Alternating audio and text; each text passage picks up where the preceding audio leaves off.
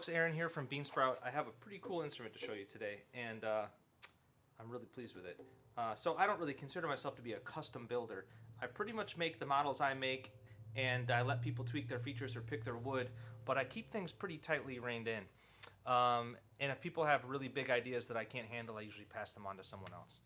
But every once in a while, a customer comes to me with a few ideas that honestly, they kind of fall in line with where I would go naturally anyway, and if the timing's right, I sometimes go for it.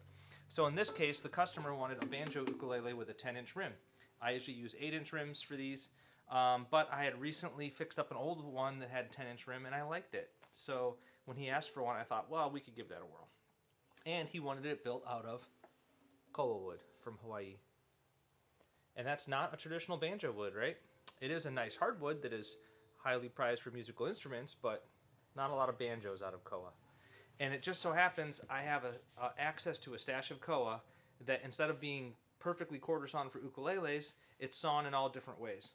That means that I can use them for banjo parts because I have a little more freedom about how things are laminated up, and I can kind of get away with it. So it allows me to use a precious stash of koa wood that's not perfect for ukuleles, but it's perfect for banjos. So I think actually this is such a success that I'm going to start offering koa as a banjo wood, at least for a limited basis. So anyway, 17-inch scale. It's a tenor ukulele scale. It's got a 5-piece koa and Texas ebony neck, a little bit of curl in there. Koa block rim with kind of scrap wood koa trim here on the face. Really like how that looks. I had to make my own 10-inch tension hoop.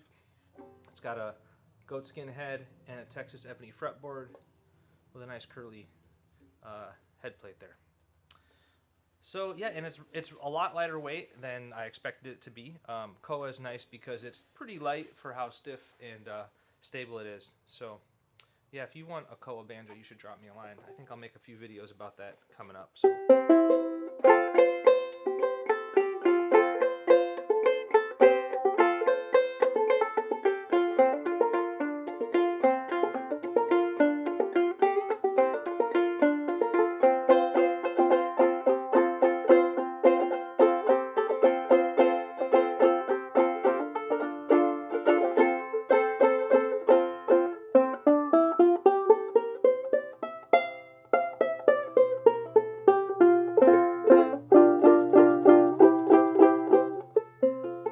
Yeah, so that's 674 koa in Texas ebony 10-inch banjo ukulele.